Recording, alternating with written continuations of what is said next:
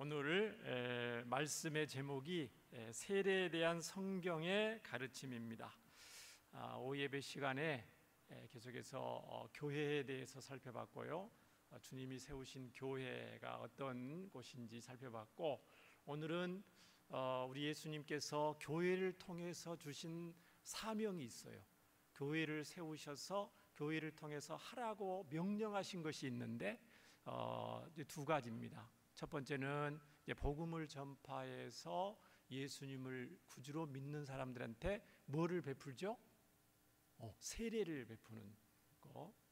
그 다음에 주님의 은혜를 기억하면서 하나님의 백성들이, 언약 백성들이 주의 만찬, 성찬을 하도록 명령을 하셨어요. 그래서 오늘 첫 번째로 예수님이 가르쳐 주신 또 명령하신 이 세례에 대해서 살펴보기를 원합니다. 우리 교회의 이름이 무슨 교회예요? 온누리 교회죠.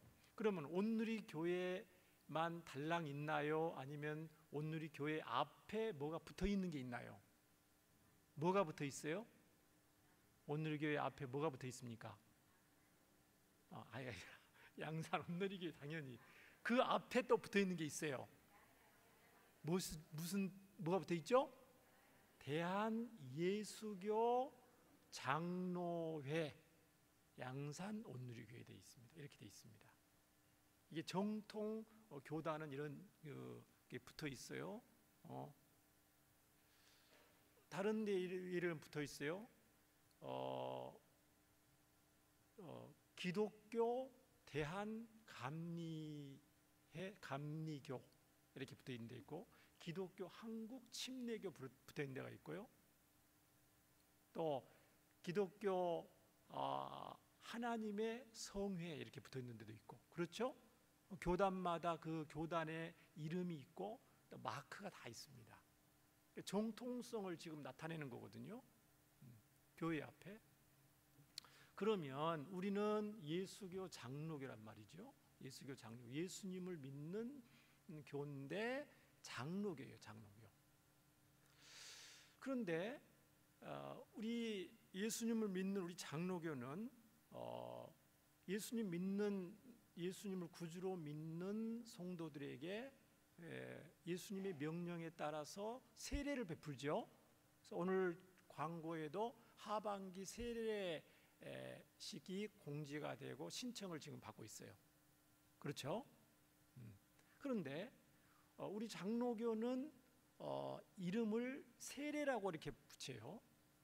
예수 믿고 난 사람한테, 예수님을 확실히 믿는 사람들한테 하나님의 백성으로서의 표지로서 세례를 베풉니다. 그런데 기독교 한국 침례교에서는 뭐를 베풀죠? 침례를 베푸는 거예요. 예수님을 구주로 믿는 하나님의 백성들에게 신앙을 고백하면은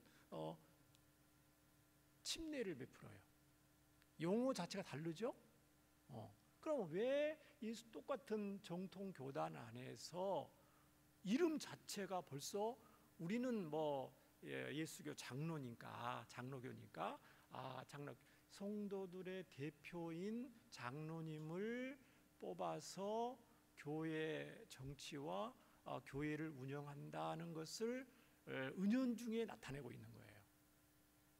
하나님을 대표하는 목사님과 성도들을 대표하는 장로님을 선출을 해서 목사님과 우리 장로님들이 함께 이 하나님의 이 교회를, 몸된 교회를 주님 기뻐하신 대로 운영해 나갑니다. 그것을 대한예수교 장로의 그 앞에 벌써 명시를 하고 있는 거예요. 교회 행정과 이런 것들을 다 이렇게 표시를 하고 있어요. 그런데 아까 말했던 것처럼 기독교 한국 침례교회 같은 경우는 침례라는 말을, 그러니까 예수님 구주로 믿는 사람들한테 우리는 침례를 베푸는 것을 교단의 이름에 명시를 했죠. 그럼 그거를 중요하게 여긴다는 거예요? 안 중요하게 여긴다는 거예요? 굉장히 중요하게 여긴다는 거예요.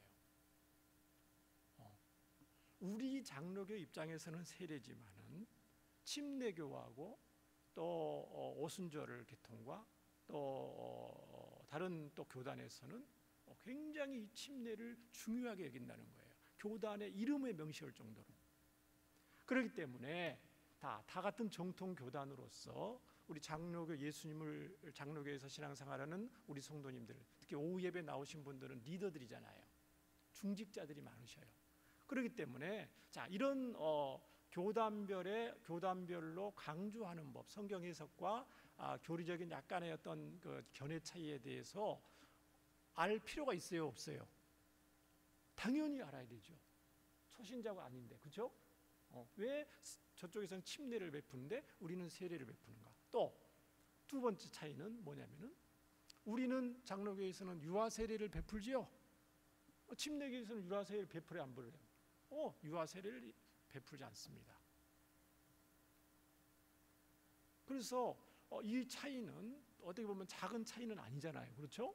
그렇기 때문에 이런 부분도 왜 우리는 유아 세례를 베풀고 저쪽에서는 유아 세례를 인정하지 않고 침례 예수 어른이 되었을 때만 반드시 침례를 베푸는가에 대한 이런 교리적인 차이들도 중직자고 우리 장로교 신자들이라면은 알 필요가 있고 그것들을 그냥 막연히 아는 것이 아니고 성경적인 근거에 대해서 이 시간에 잠깐 살펴보기를 원합니다.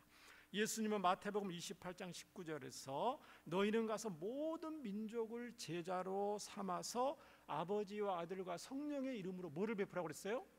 세례를 베풀어라 명령을 하셨어요.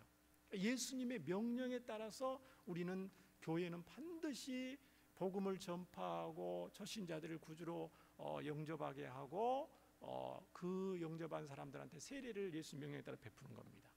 우리 교회는 학습 대신에 뉴라이프 5번을 수료한 다음에 반드시 5번 수료한 다음에 5번 수료했다고 무조건 세례를 베푼 게 아닙니다. 뉴라이프 5번을 통해서 예수님을 확실히 믿은 사람, 그걸 결신자라고 합니다. 결신자. 예수님을 구주로 확실히 믿는 사람에 한해서 우리는 세례 교육을 통해서 세례를 베풀고 있습니다.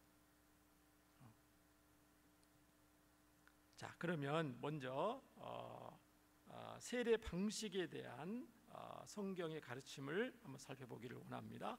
먼저 세례를 의미하는 헬라어 단어는 밥티조라는 단어가 있어요. 밥티조. 이 밥티조라는 단어는 원래 그 원판 뜻이 물속에 담그다 이런 뜻이 있어요. 물속에 깊이 담그다. 그래서 우리 장로교는 이 헬라어 밥티조를 해석을 할 때, 한글로 해석할 때 세례라고 해석을 했습니다. 밥티조를. 세자가 무슨 세자예요?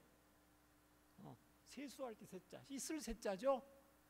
세례는 씻을 세자, 씻는 의식 이렇게 해서 밥티조를 우리 세례라고 우리는 번역을 했어요.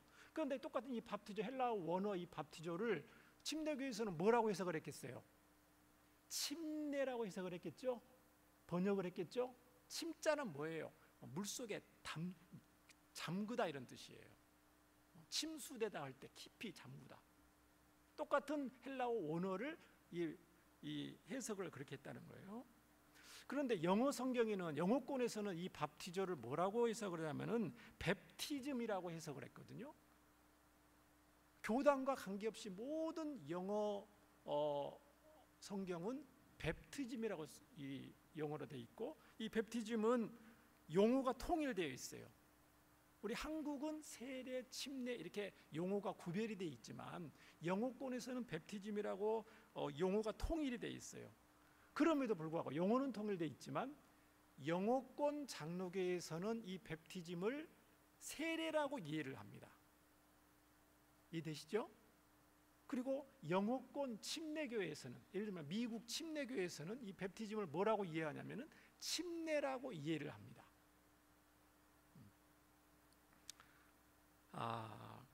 이 침례교회에서는 세례라는 말보다 침례라고 해석하는 것이 신약 성경에 가장 부합하다고 믿고 있는 거죠.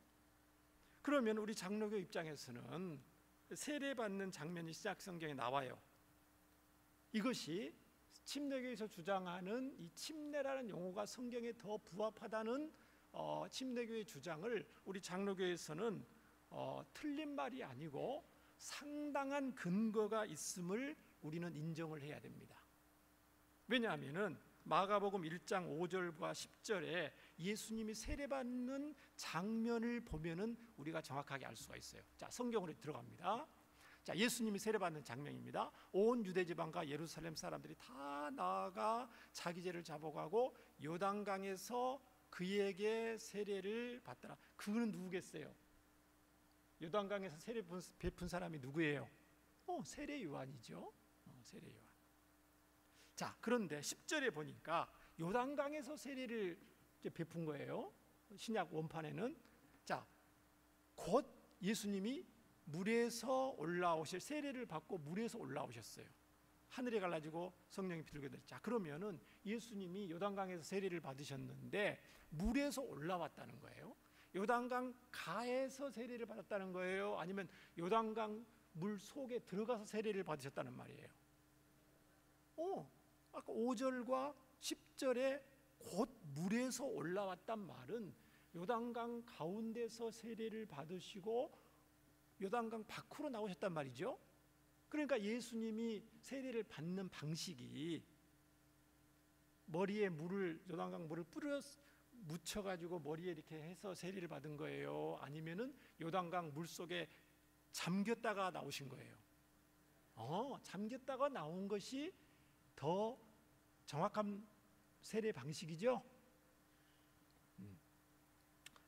자, 또 로마서에 오늘 아까 6장 4절에 보면은 로마서에 보면은 옛사람이 죽고 새 사람의 부활을 상징한다고 세례는 말씀하고 있습니다. 그러니까 물에 잠겼다는 것은 무덤 속에 묻힌 사람이 죽은 것을 묘사해요. 그러니까 물 속에 잠겼다는 것은 완전 사람이 죽었다는 것을 의미하는 거거든요. 물 밖으로 나왔다는 건 뭐예요? 무덤 속에서 다시 살아나는 것을 더 신랄하게, 더 생생하게 표현하죠.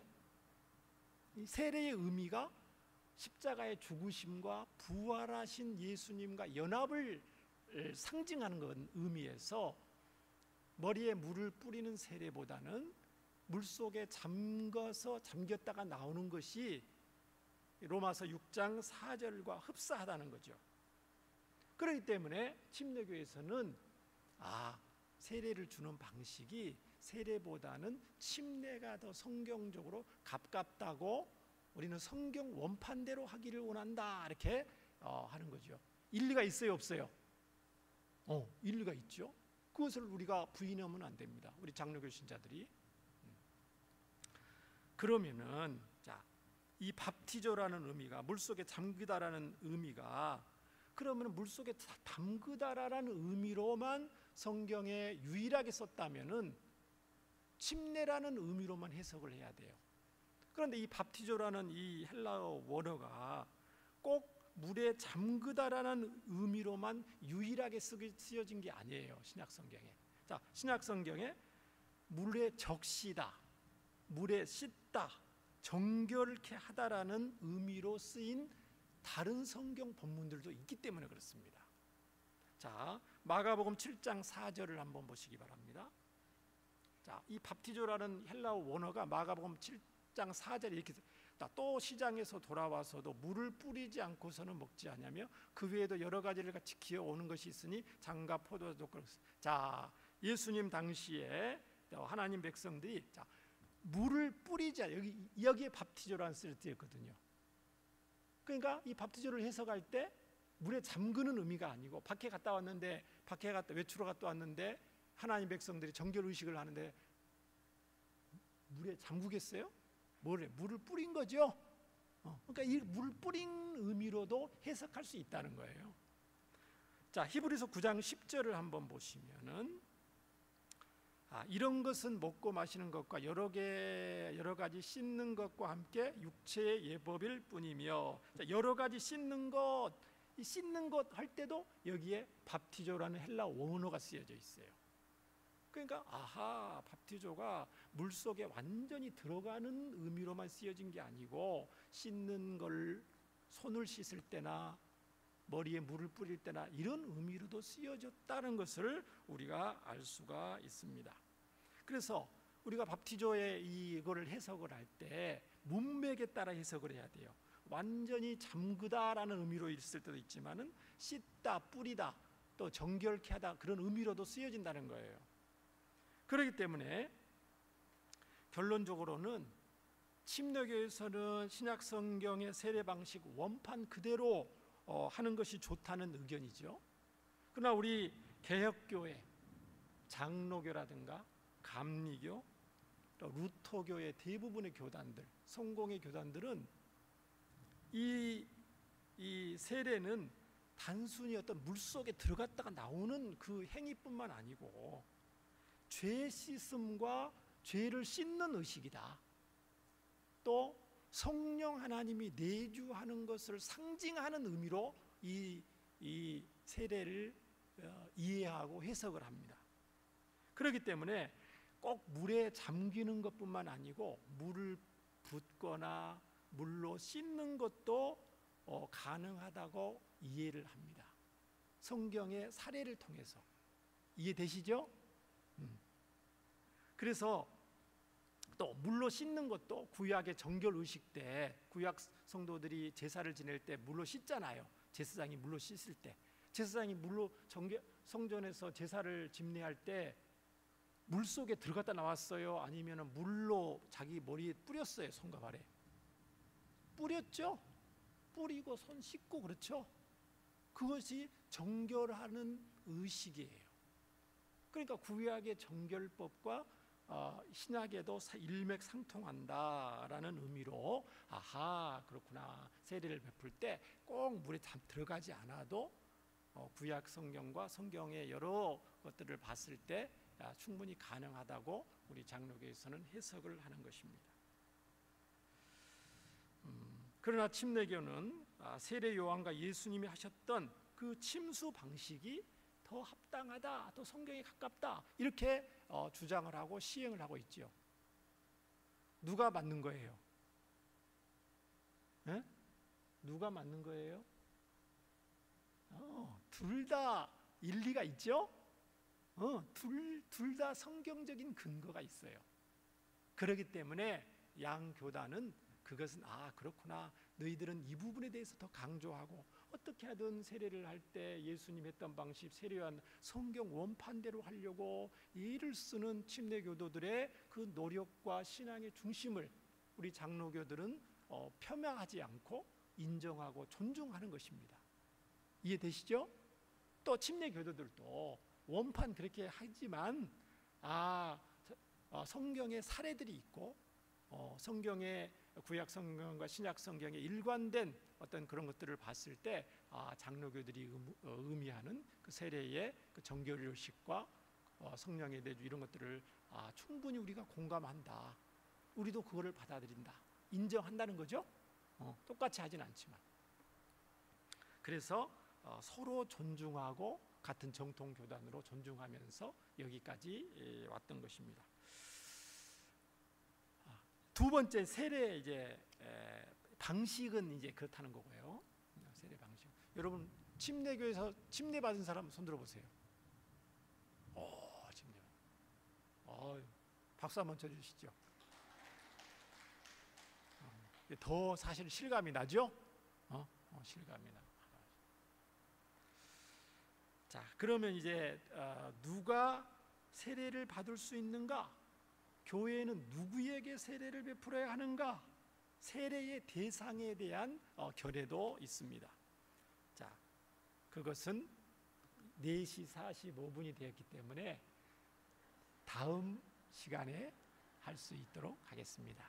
우리는 유아 세례를 인정을 하는데 어떤 성경적인 근거에 따라서 하고 있으며 침례교에서는 왜 유아 세례보다는 어른이 되었을 때 인격적으로 예수 복음을 이해하고 예수님을 영접한 사람한테만 주려고 하는지 각각의 어떤 성경적인 배경과 어떤 해석 그런 부분도 있습니다. 다음 시간에 해도 되겠죠? 임직자 교육이 바로 또 바울에서 여러분들 이동해야 되기 때문에 그랬습니다. 오늘 하나님께서 저와 여러분을 장로교 교인으로 이렇게 부르신 거예요. 침례교회에 계신 분도 계셨지만 또 지금 현재 우리 장로교 교인들입니다. 이 세례를 통해서 예수님은 신앙의 공동체, 예수님 공동체, 언약 공동체로 굳게 세우기를 원하시는 우리 하나님이십니다. 이 좋으신 하나님께 찬양과 영광을 돌립니다. 기도하시겠습니다. 하나님 아버지, 정통 교단 안에서 세례의 방식과 세례를 베푸는 대상이 다르기는 하지만 우리는 성경 말씀에 비추어서 서로의 의견을 인정하고 존중하면서 서로의 부족함을 보완하는 성숙한 교회 되게 하심을 감사드립니다. 무엇보다 저희들에게 하나님의 언약 백성이요 예수 공동체임을 확실히 느낄 수 있도록 세례를 명령하시고 시행케 하시니 감사드립니다.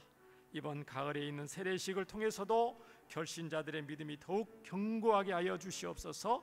하나님의 자녀로서의 분명한 정체성을 가지고 세상 풍파 속에서도 흔들리지 않게 하여 주시옵소서.